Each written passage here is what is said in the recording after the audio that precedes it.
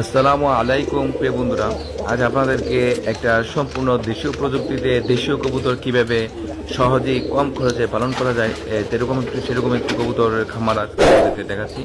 তো আপনারা যে দেখতে পাচ্ছেন এখানে সম্পূর্ণ দেশীয় প্রযুক্তিতে এবং দেশীয় জাতের কবুতর পালন করলে কিভাবে প্রফিটেবল হওয়া যায় আর কীভাবে লাভবান হওয়া যায় তার একটি বাস্তব চিত্র এবং তার একটি বাস্তব অভিজ্ঞতা অর্জনের জন্য আপনারা ভিডিওটি দেখতে পারেন। এই যে কবুতরগুলো দেখতে পাচ্ছেন এখানে বিভিন্ন জাতের কবুতর আছে, দেশীয় প্রজাতির, যেমন গিরিবাজ, গিরিজেল, তারপরে হচ্ছে আপনার রেড চেকার, মিলি রেসার ইত্যাদি প্রজাতির কবুতর।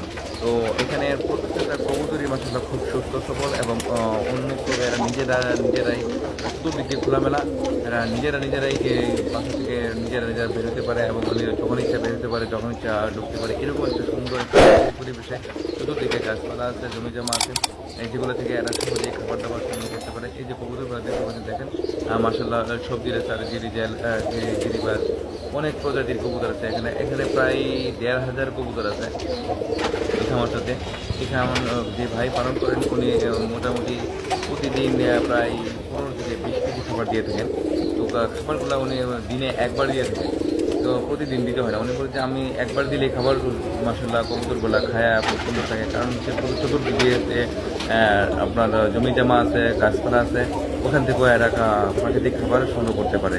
আসলে প্রাকৃতিক সোর্স থেকে যখন একটা জিনিস খাবার নিজেরা সংগ্রহ করতে থাকে, সেক্ষেত্রে একটা লাইভ বার্ড যখন আপনি লালন পালন করবেন সেক্ষেত্রে খরচটা অনেক কমে যায়।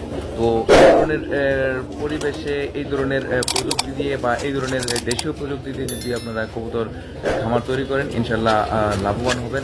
এই ধরনের সুন্দর সুন্দর কবুতরের এবং খামারের ভিডিও পেতে আমাদের চ্যানেলটি সাবস্ক্রাইব করুন।